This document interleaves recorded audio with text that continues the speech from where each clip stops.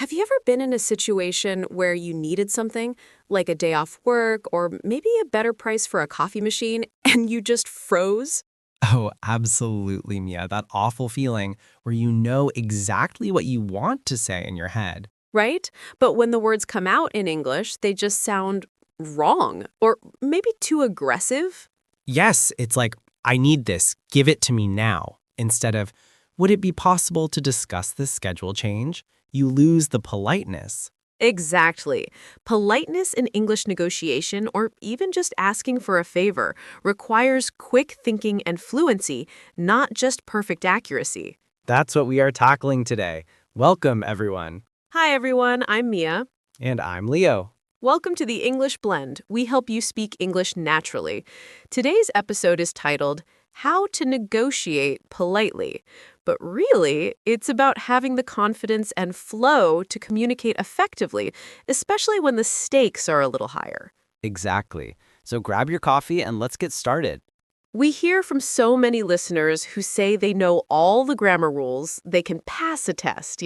Yes, but when they need to speak quickly, like in a work meeting or trying to change a reservation at a cafe, they panic. And that panic often makes them sound impolite, not because they are rude people, but because they're struggling for words.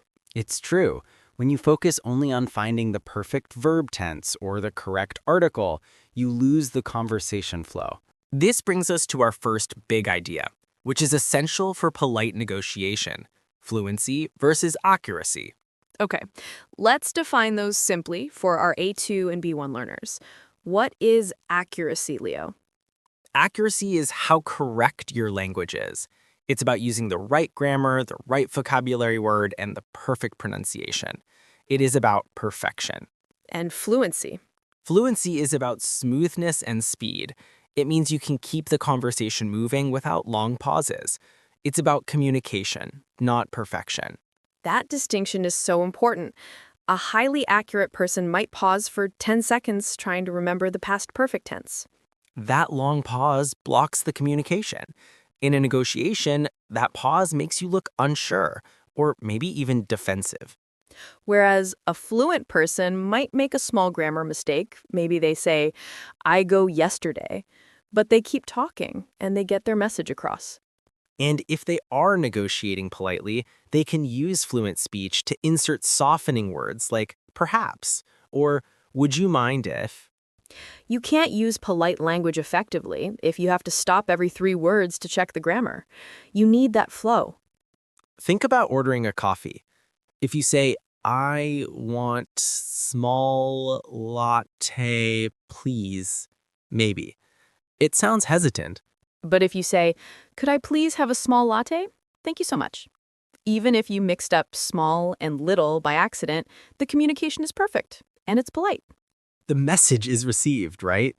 That's the core of fluency. Communication, not perfection. We need to tell our listeners to stop worrying about making mistakes. That's the biggest block.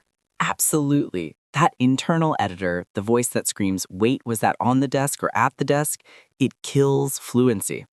And if fluency is killed, politeness is often killed too, because you rush to finish the sentence before you forget the grammar point you were trying to use. So the first step to successful, polite negotiation is realizing that a small error is not the end of the world. Ah, perfect language focus. Let's break down that phrase, not the end of the world.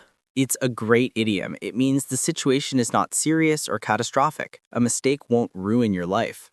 If you forget to say, I would like, and just say, I want, is that the end of the world? No, it might be slightly less formal, but the world keeps spinning. You communicated the desire for the coffee. Using this phrase, it's not the end of the world, is a good reminder for self-talk too. When you make a mistake, tell yourself, it's fine, it's not the end of the world. That takes the pressure off. And when the pressure is off, you can access those polite phrases more easily. Now let's talk about the specific reason why this accuracy focus stops us. It's grammar. Grammar is essential, of course. You need basic sentence structure. But many learners hit a wall when they try to apply complex grammar in real time. Ah, another great phrase, to hit a wall. When you hit a wall, it means you reach a point where you can't make any more progress. You stop moving forward. If you are trying to negotiate a new project deadline and you are trying to use a complicated conditional sentence and you pause for too long, you've hit a wall. Your brain just freezes up. Why does this happen, Leo? Why does practicing grammar rules sometimes block real-time speaking? Because grammar rules are often learned analytically. You learn the structure, subject plus verb plus object, then you try to build every sentence from scratch, like building a Lego house one piece at a time. That takes too long. Real conversations move too fast for that. Exactly. When you speak, you don't have time to calculate the rules. If you try, you hit that wall and you lose fluency. And then you can't use that polite, flowing language. So we need to switch from building sentences analytically to speaking spontaneously. We need to focus on communication. And especially in a negotiation setting. Even a simple one, like asking a manager for an extension, you need spontaneous, polite communication. If you hesitate, the person you are talking to might assume you are not serious, or perhaps that you are trying to hide something. That is why practicing fluency techniques is so important. Let's move to a quick story to illustrate this difference, the cultural note. I remember helping a student, let's call him Marcos, who was working in London. He was B2 level, very accurate. B2 means pretty good, right? He knows his stuff. Yes, very smart. But he had a meeting with his boss because he needed to negotiate working from home 2 days a week. A classic negotiation, high stakes for him. He prepared a very long, grammatically perfect script. He used the perfect passive voice, the best modals. Sounds impressive, but... The moment the boss asked him a counter question, Marcos froze. He started repeating the conditional clauses in his head. The dreaded internal editor strike. He paused for nearly 20 seconds. The boss looked impatient. Marcos finally managed to say, I have difficulty to say what I mean. And what was the result? He did not get his point across effectively. He didn't sound confident or fluent enough to handle the spontaneous back and forth. He got 1 day, reluctantly. There's our third language focus phrase, to get your point across. It means to successfully communicate your idea or message so that others understand it. Marcos failed to get his point across because he prioritized perfection over connection. If he had just used simpler, fluent sentences, even if they had tiny errors, he would have seemed more confident and persuasive. Confidence is key in negotiation, and fluency creates confidence.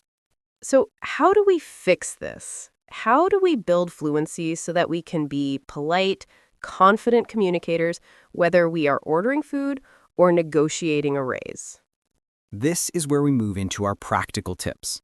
We have 3 core methods that help turn those analytic grammar skills into spontaneous, fluent speech. Tip number 1, focus on massive listening. What do we mean by massive?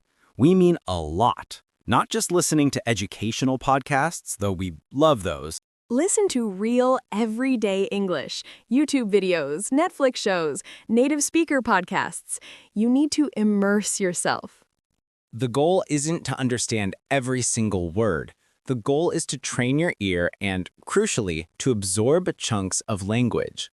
Chunks! This is our second practical tip, and it's massive. Learn English in chunks, not individual words. A chunk is a group of words that native speakers use together naturally. They are prefabricated phrases. Instead of learning how are you, learn the whole chunk. How are you doing? Or for negotiation, instead of learning would it be possible to, learn the chunk would it be possible to. If you use that chunk, you don't have to calculate the grammar of the modal verb would, followed by the verb be. It's ready to use. It flows. When you absorb these chunks through massive listening, you can access them fluently when you need to be polite. Think about negotiating for a better price. You could say, I want to ask for a lower price. That's accurate, but blunt. Or you could have the chunk ready. I was hoping we could discuss the cost. Or I'm afraid that's a little outside my budget. Those fluent chunks already contain the necessary politeness, Leo. They are automatically sophisticated. Learning these chunks means you don't hit that wall when you try to speak. You are retrieving an entire block of communication, not building a sentence from scratch. Our listeners should be actively collecting chunks related to their lives. If they work in business, collect polite phrases for meetings. If they are traveling, collect polite phrases for hotels and cafes. For example, if you need to clarify in a meeting, instead of saying, explain again, which is too direct, You use the chunk, could you run that by me one more time? Or, just to clarify, are you saying... that makes you sound professional and polite, even if you were struggling with a different part of the conversation. Let's look at another example of a work-related negotiation chunk. Say you need more time on a report. Instead of, I need more time, try a chunk like, I wonder if we could push the deadline back a little. See how the chunk carries the politeness? I wonder if is so much softer than I need. This is the power of fluency built on chunks. We promised 3 to 5 tips, so let's talk about tip number 3. This is for when you are speaking and you feel that pause coming on. Tip number 3. Use the 3-second rule and filler phrases. The 3-second rule says that if you pause for more than 3 seconds, the person listening starts to feel uncomfortable. This is especially true in a negotiation where time feels important. So if you feel yourself about to hit that wall, don't pause silently. Use a fluent filler phrase to buy time and maintain the flow. Fillers are those little words or sounds native speakers use all the time, right? Exactly. Things like, let me think about that for a second. Or, that's a good question. Well, you know. Using you know or right makes you sound natural and fluent, even if you are just stalling. And stalling is important. It maintains your confidence and gives your brain a moment to find the next chunk. When negotiating politely, those filler phrases can also add a nice tone. If you are asked to compromise, you can say, "That's interesting. I suppose we could consider that possibility." The "that's interesting" buys you time and acknowledges the other person, which is very polite. This whole discussion circles back to the core idea, Leo. Fluency equals communication, not perfection. We must constantly remind ourselves that making a mistake is not the same as failing to communicate. You can make an error and still successfully get your point across. Let's review our key takeaways and phrases before we wrap up. First, recognize the difference between fluency, speed and flow, and accuracy, grammar perfection. Focus on fluency to maintain politeness. Second, stop worrying about mistakes. A small error in a negotiation is not the end of the world. It won't ruin your goal. Third, change your learning method. Move from focusing on single words and grammar rules to massive listening and absorbing language in chunks. Fourth, if you feel that anxiety rising and fear you might hit a wall of silence, use a filler phrase like, you know, or let me see, to maintain the conversational flow. And finally, the ultimate goal is always to get your point across effectively and politely. Chunks help you achieve that flow. We used examples related to work and negotiation, but this applies everywhere, at the cafe, with friends, or while studying. If you can use "would you mind" instead of "do this," that's a win for polite communication. Practice using those chunks every day. Go back to the episode and write down 3 chunks you can use this week. Maybe one for work, one for a social setting, and one for studying. And remember the 3-second rule. Don't let silence take over. That was a great talk. We covered a lot of ground today, Leo. We did. It was really important to clarify that fluency is the key to being polite and effective. Thank you so much for joining us for this episode of the English Blend. We hope this helps you speak more confidently and fluently next time you need to negotiate anything. Yes, keep practicing those chunks. Don't worry about perfection. Next time, we are going to dive into how to use phrasal verbs related to travel. It's going to be really useful for your next trip. Ooh, I love travel phrasal verbs. See you in the next episode of the English Blend. Bye for now. Talk soon.